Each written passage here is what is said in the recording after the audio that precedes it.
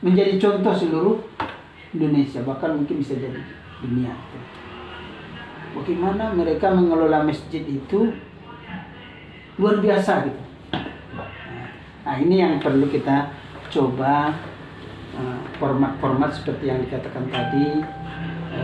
Kadang-kadang ketika kita ada mendengar di Padang Ganting ini ada pencurian, ada narkoba, ada COVID, kita juga kadang-kadang tersentak.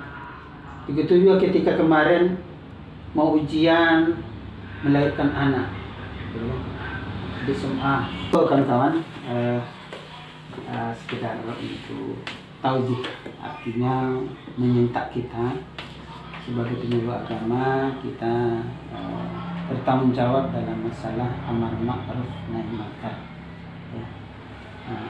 Secara negara kita membuat laporan, secara pribadi, secara tanggung jawab moral kita berbuat untuk masyarakat. Mungkin itu saja. Mungkin kalau ada usulan, ada yang perlu kita diskusikan, ya seperti masalah kemarin